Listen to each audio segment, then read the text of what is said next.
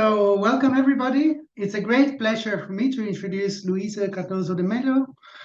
She will present on a life story in the Guaporé rubber fields, racial relations and labor coercion in the Southwest Amazonian commodities frontier. Louise's profile is a sort of triumph of transdisciplinarity, because Louise is a historian, anthropologist, and archaeologist. So ethnohistorians and archaeologists. She has an MA in Indigenous History of Latin America at the University of Seville in Spain. Then she moved to archaeology at the University of Cambridge. Then she had her PhD in social history at both, in a program together at the Universidade Federal Fluminense in Niterói, in Rio, and at the Pablo Olavide in Sevilla, and a doctorate mention at Harvard University, if you want to add something else. And then actually we could go on. The dissertation, which she has just defended some weeks ago, was precisely on the transdisciplinary study of intersection and territorialization of indigenous and Black populations in West Amazonia from the 18th century onward, and a current research projects or current recent research interests are on intersectionality of race and labor coercion, very much what we will hear today. I am not going into all the fellowships in Brazil, Mexico, Peru, US, Portugal, and France. And our new job, which is extremely interested also if we want to discuss the aspect of dissemination and connection with contemporary issues, is as a project curator at the Santo Domingo Center of Excellence for Latin America at the British Museum in London. So, of course, as you can see, there is a lot to hear from Louise. I'm looking forward to that and to the discussion that will follow. The floor is yours, Louise. Well, so first of all, I'd like to thank you and also Jan and the Bond Center for Dependency and Slavery Studies for this invitation to speak to you today. For me, it's a pleasure. So what I'd like to present to you now is a paper that I'm currently working on, which will be part of a book on labor coercion in Amazonia, which is being edited by Christian DeVito and Andrea, who is not here today. But it's true that I remember when Jan asked me to refocus my talk today towards the issue of labor and spatiality, which is this year's topic for the cluster, right? I thought it would be a great opportunity for us to try to invert and play with our research lenses, right?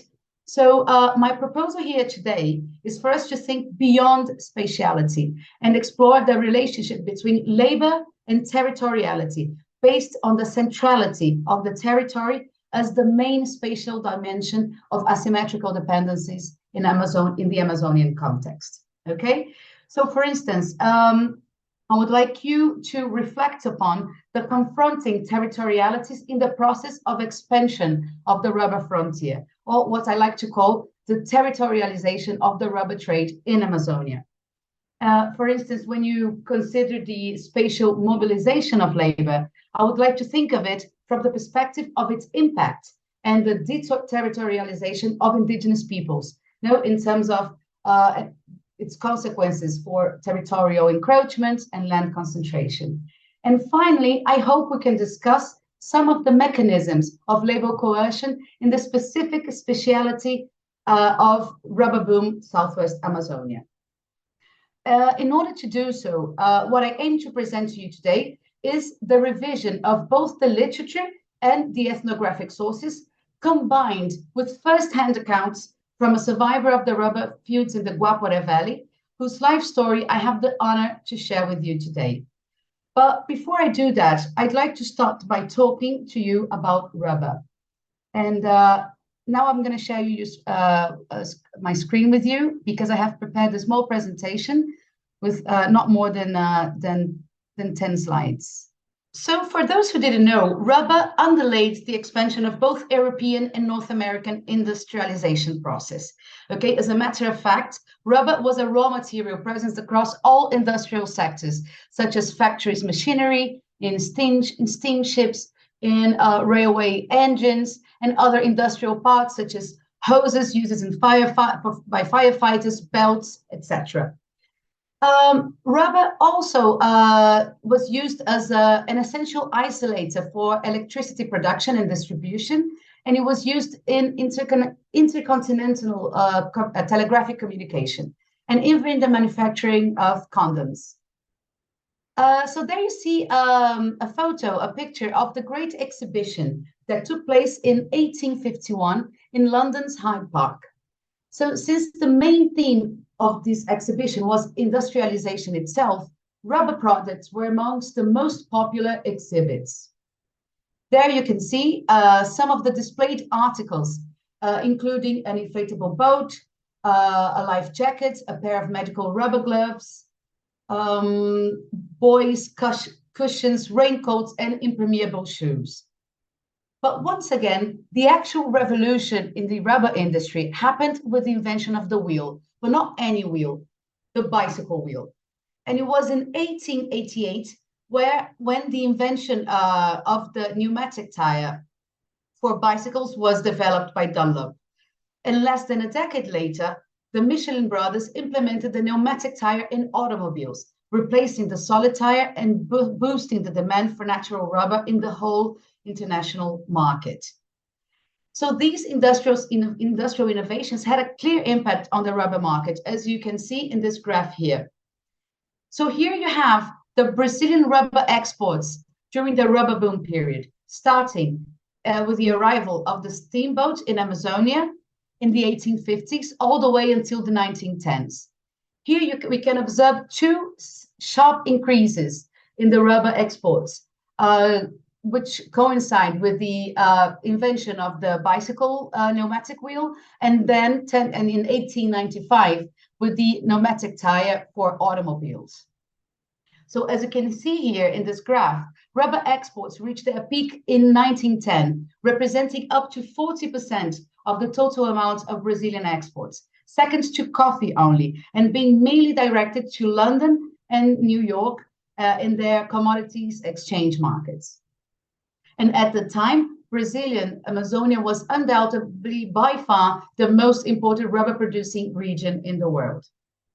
However, in 1912, after the smuggling of the tree seeds that produce rubber to British occupied Malaysia, okay, in the Southeast Asia, their production of rubber started to overflow the international market with a slightly inferior quality product, but nonetheless, this provoked an unchained, a very big fall in the prices of the rubber in the market. Okay, so the rubber economy would briefly peak again only for a couple of years during World War II due to the occupation of the Southeast Asia by the Japanese in what is considered its second booming cycle. Okay, so after 1912, the region is left in a profound state of decay. So here you have a map of the Amazon basin, okay, with the Amazon River highlighted here in the middle.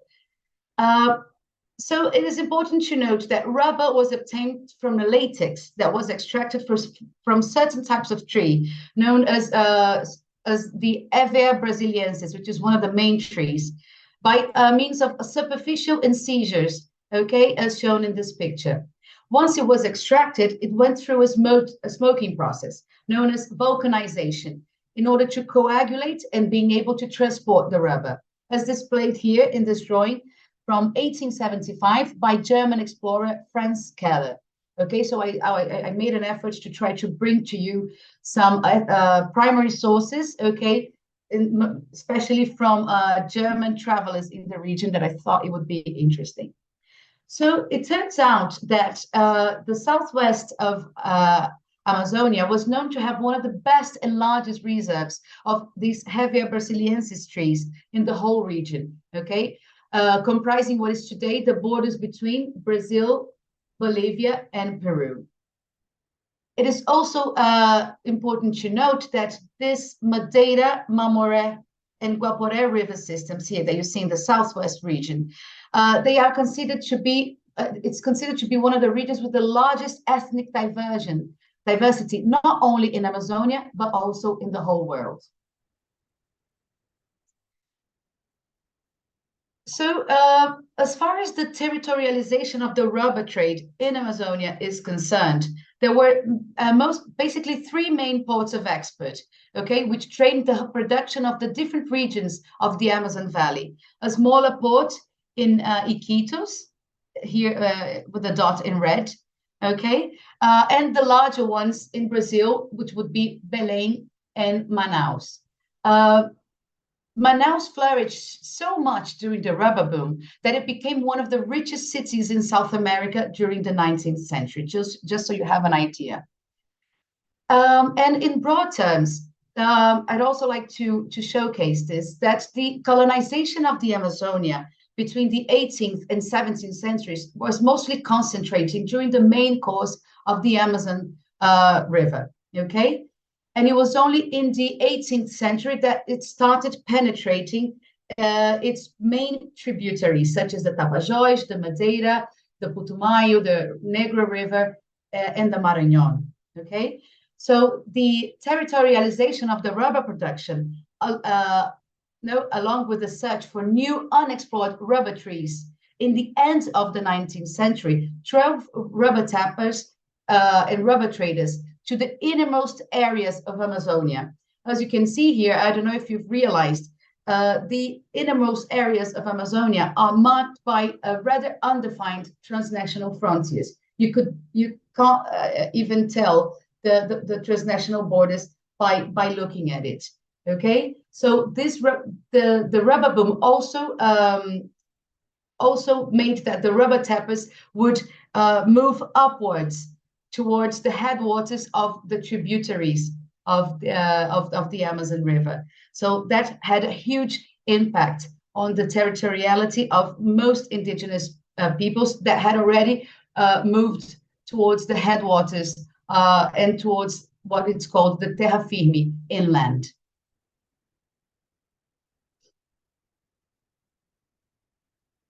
So in what was perceived to be a no man's land, veritable rubber empires would rise by the hand of powerful rubber barons who withheld the vertical monopoly of the entire rubber production chain. To name a few, Peruvian national hero Carlos Fermín Fitzcarrald, who held the exclusive navigation of the upper Ucayali and Madre de Dios rivers in modern-day borders between Peru and Bolivia. You also had famous Bolivian Nicolás Suárez, head of House Suárez, who amassed over 7 million hectares of land in the Beni, Madeira, and Mamoré rivers, in what is today the border between Brazil and Bolivia. And last but not least, the infamous Julio César Arana, head of House Arana, who controlled the whole of the Putumayo region in a disputed border between Peru and Colombia. So they were members of national oligarchies, these rubber barons, whose power emanated from land ownership.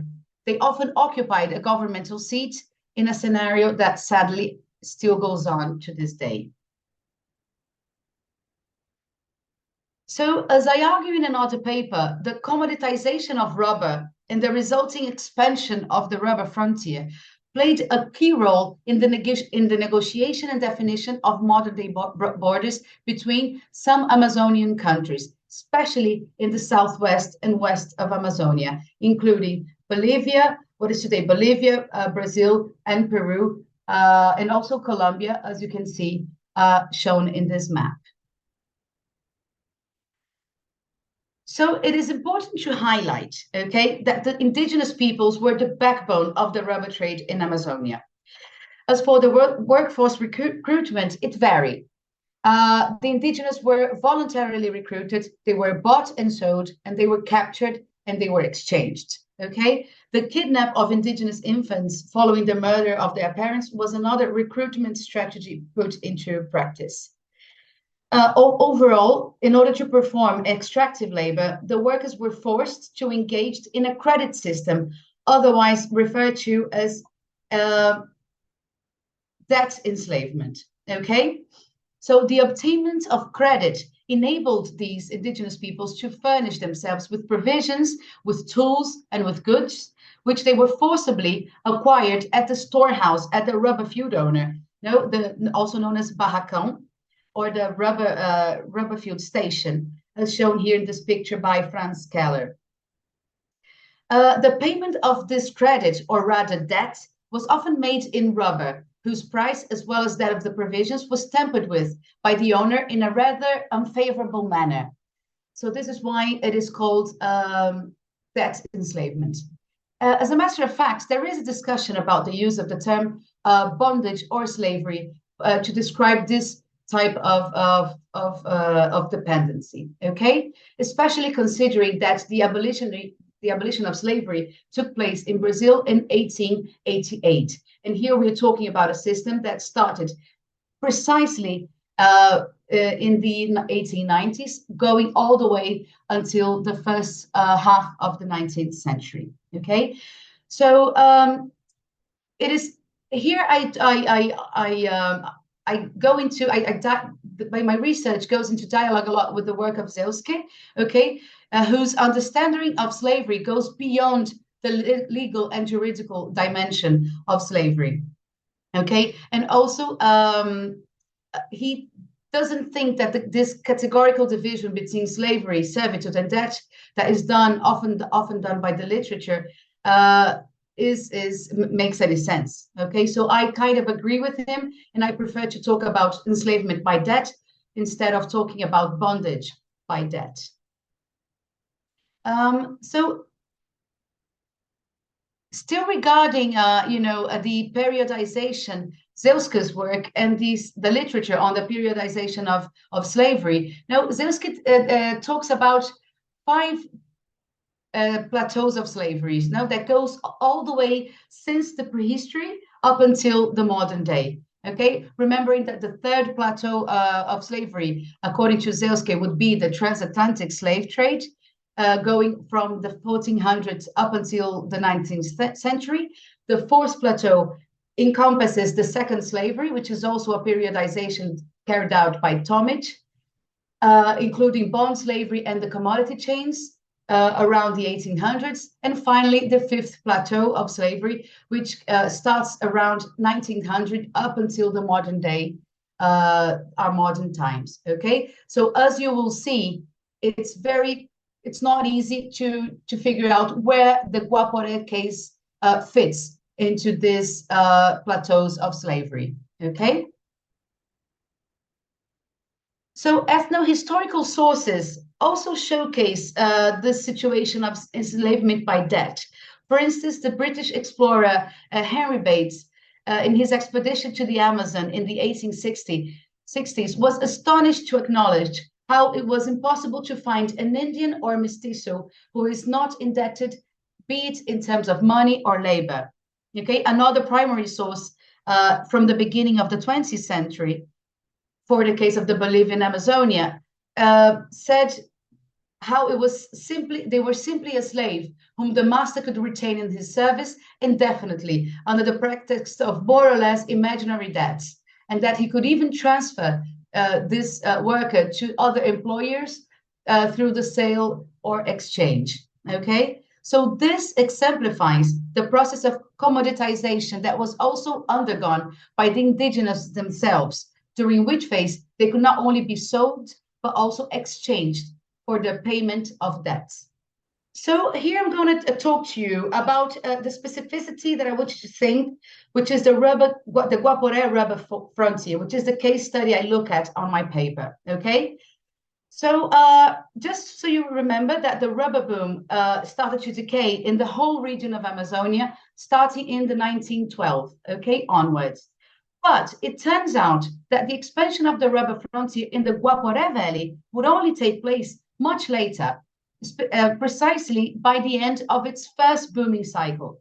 It was in 1912 that the Guaporé Rubber Company, a company based in the United States, was given vast land concessions in this area in the lower Guaporé, as you can see here in the map, okay? From Guajará-Mirim, which is a very important rubber port, okay? That is in the border between Brazil and Bolivia, and has its sister town, which is called, like, in the same way, Guajará-Mirim, on the other side of the river.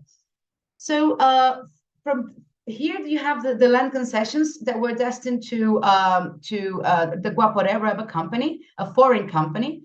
And from this point up until its middle course of the Guaporé Valley,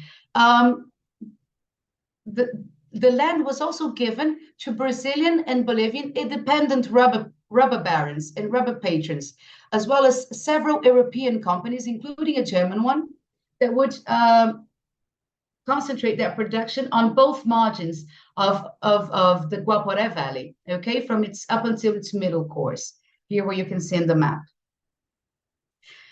So in the 1920s, you already had over 24 barracões or rubber stations from different owners along the valley of the Guaporé.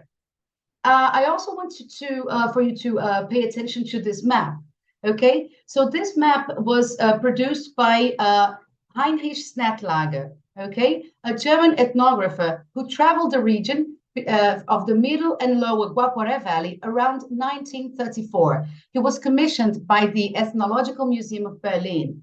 His diaries give details of his encounters with at least 12 different indigenous peoples, okay? And also it recounts the impact of the rubber economy had in the region. As you can see here in the map that was published in one of his books, you can see in the middle of the middle course of the Guaporé, especially this area between the river Colorado, Branco, and the river Mequense, how you have the groups, the Wayuru indigenous peoples, the Macurap, the Cumaná, Pauzerna, More, and several others that would have their first contact, okay, with the rubber tappers in that moment, starting in the 1910s, okay? So an example here that you can see in the river Colorado is a seringal called Pernambuco that used to belong to a German man.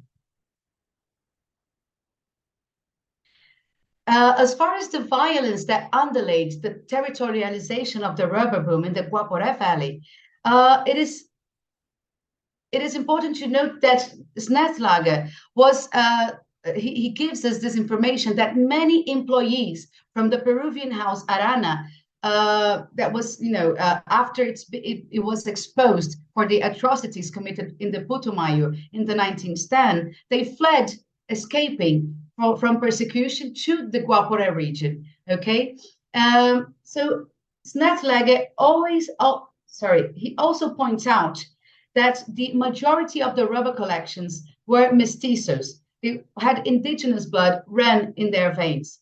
However, they are mixed with a significant percentage of Blacks and Europeans. Okay, and here I have one of his quotes.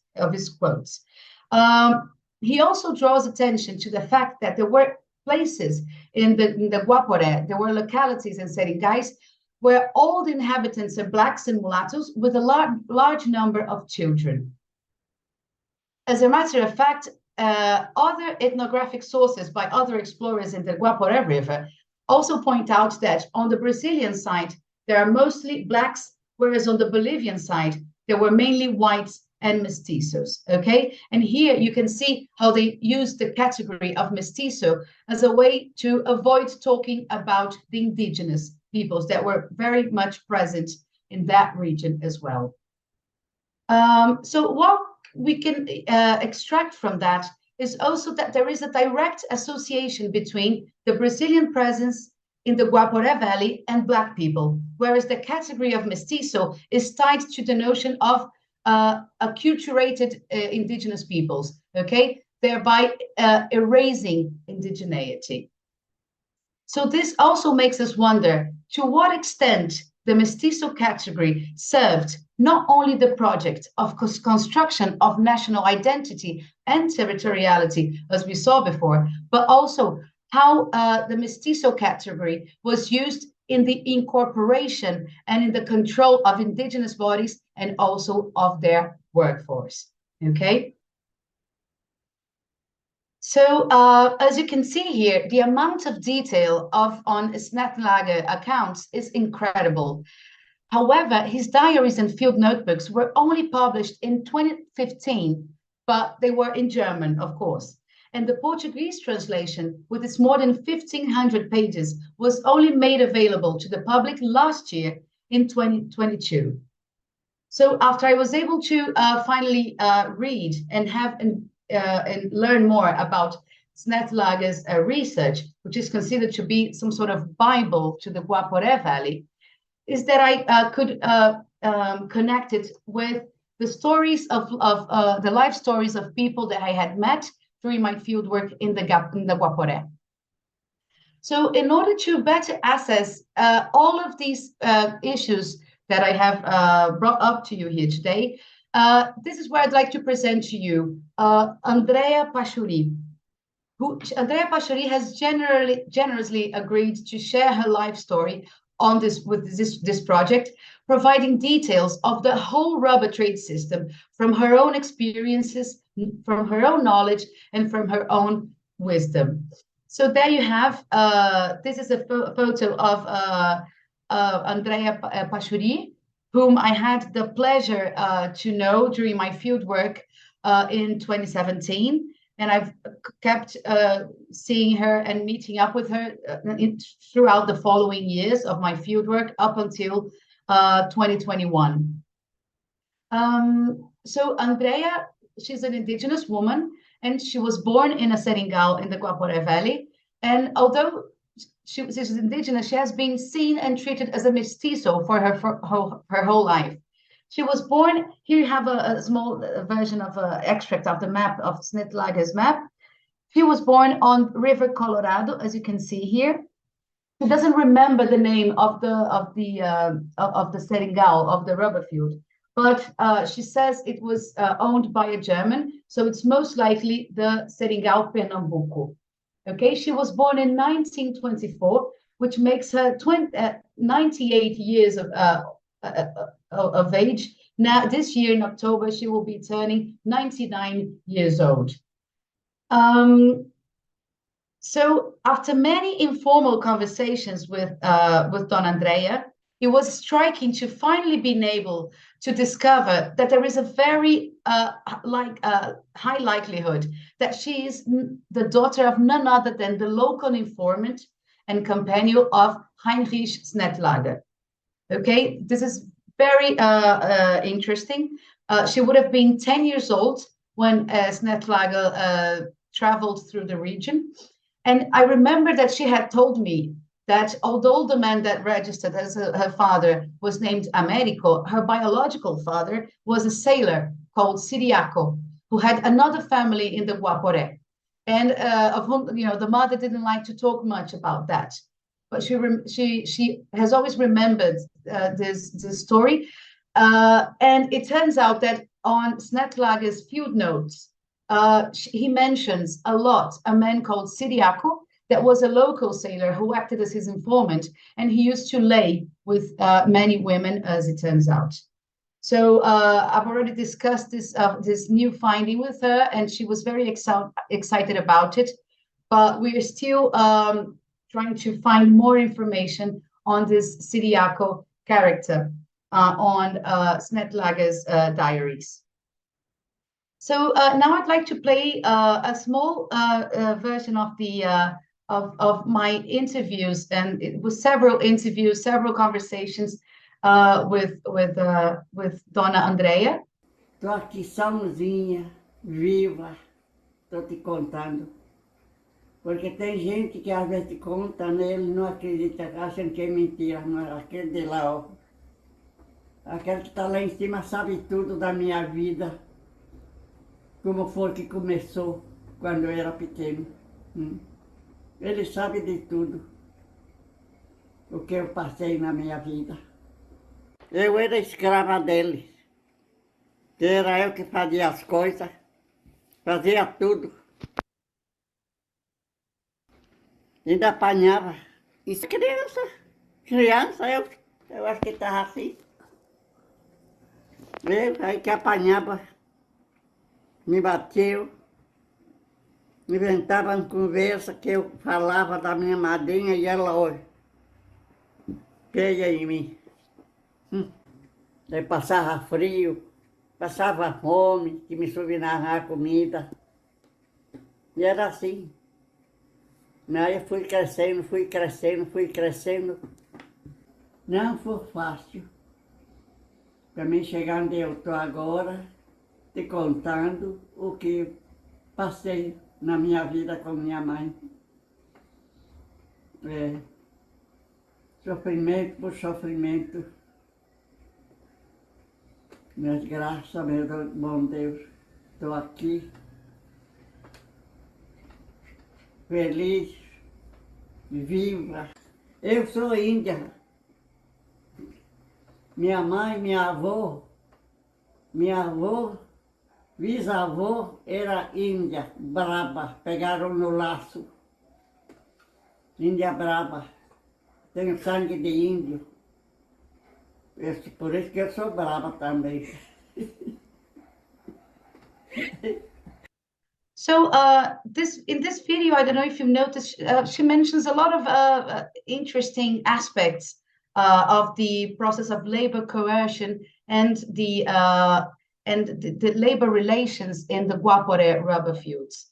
Okay, so I didn't show this here to you, but Don Andrea, she says that she used to work also in farming, but also in the seringais. She didn't tap the latex itself that used to be done by the men during the during the night. But she in the early morning she would go, and she was the one that would smoke, okay, the latex, adding sulfur in order to coagulate it and prepare it for transportations. I don't know if you've mentioned that. If you noticed, she mentions her godmother. Right? So it's very interesting to consider how the figures of the godmother and the godfather were central in not only in workforce recruitment, but also in workforce coercion in the rubber economy. Okay, so the labor coercion was mostly based on patronage relations. Okay, they were not parents, they were not related by blood, but they were related by this patronage relations, okay? So she tells us about working in the rubber fields, farming, cooking, smoking the rubber. She also talks about the hardships of the rubber fields. And she mentions the many forms of violence and coercion she goes through. Okay, this is not only the video, but I'm just saying, throughout. I retell her whole story in the paper, which you will have to wait to read. But here I summarize its main points. So she talks about how the rubber tappers and her parents were forced to work, even when they were sick. Okay, her father used to work in the rubber fields, whereas her mother used to work at the patron's house. That's something very common in this system. She received physical punishment. She was tied. She was whipped. She and all the other workers were cut, and also had salt placed on their wounds. She was very specific about that type of physical punishment.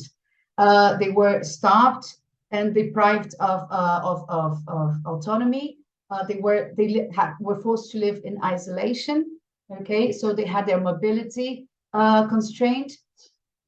And when she was a child, somebody reported, as she tells, to the Brazilian army that there were workers working under slavery in that Seringal in Pernambuco.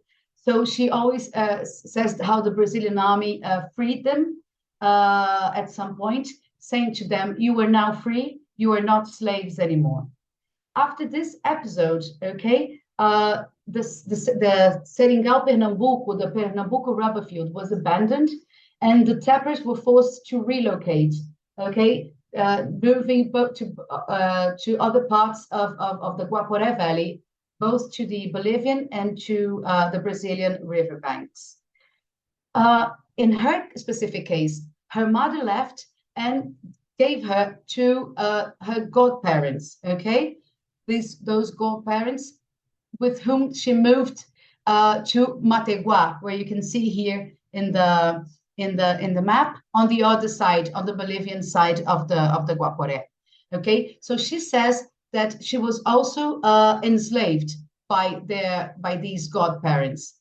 So this is a typical case that I'm probably sure that she was given to these godparents as a way of payment of debts from the mother. Okay, so she was forced to work especially for the godmother in the rubber fields, in this new rubber fields where they moved in Mateguá.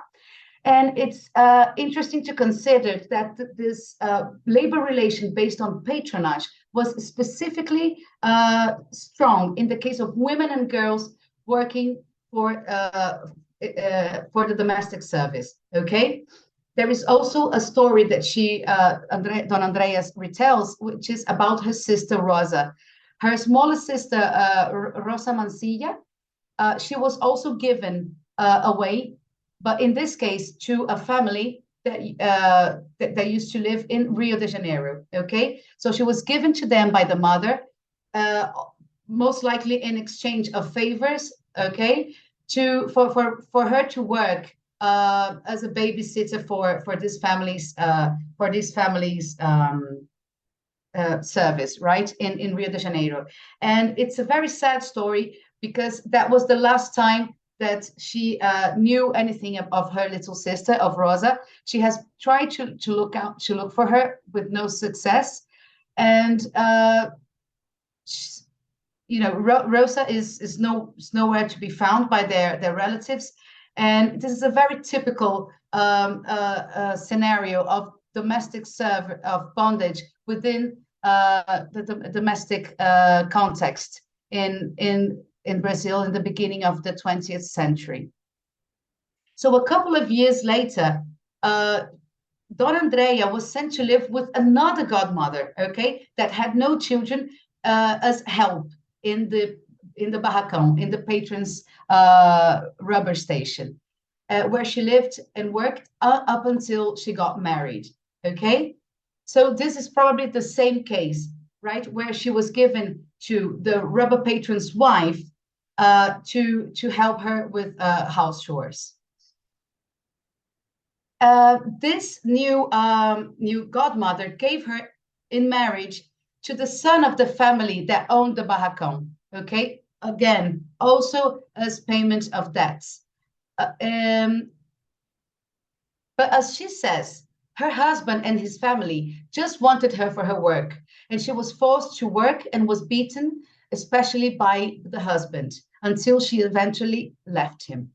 So this is when Dona Andrea says that she grew up. Years went by, and after leaving her husband, she lived and worked in other seringais in the Guaporé Valley, until she moved to the city where she currently lives, which is Costa Marques. You can see here, which is a proper city where she was finally able to obtain a pension from the government. Okay. So it's interesting to note that the obtainment of this government pension meant a form of emancipation to Dona Andrea. Okay, she highlights, for instance, that teve outras que não conseguiram, mas eu consegui, referring to the pension. It says, different from me, there are other women that didn't manage to get it.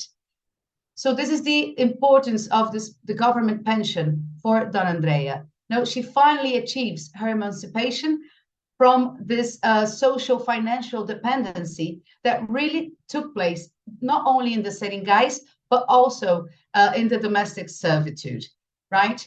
And this social financial dependence was mostly based not only in racial terms, but also on gender oppression, as you can see, for her being a woman.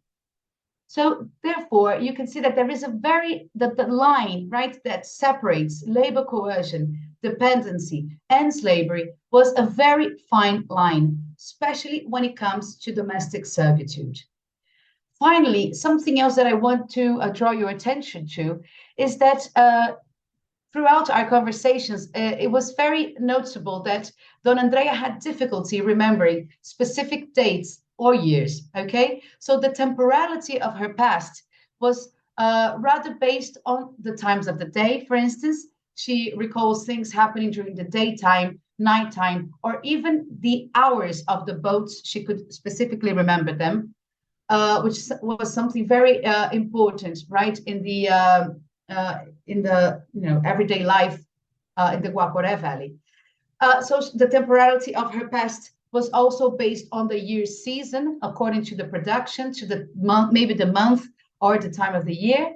And what is even more interesting, the temporality of her past was intrinsically tied to the economic cycles. Okay, so what does that mean? Don Andrea separates and divides everything that happens to her in her past according to the Tempo da Borracha, the times of rubber, which was followed by the Tempo do Caucho, the times of the caoutchouc, which was another type of tree from which you can also extract rubber, but a less like in an inferior quality one. And this was followed by the times of the cashew nut, okay? Actually, not cashew nut, the Brazil nuts, the Tempo da Castanha, and lastly, the Tempo da Puaya. The Puaya was a medicinal root that was also extracted from this region. So it is very interesting to rethink our categories and our ways of periodizing history, right? When we are confronted with the indigenous, with the local way, local historicities, right? With the local ways of perceiving and of seeing history according to their own perspective. So I would like to stop here my presentation and open up for the discussion. I think we have raised some interesting points here that I think we can further go into them during the questions and the time for the questions. Okay, so thank you very much for your attention.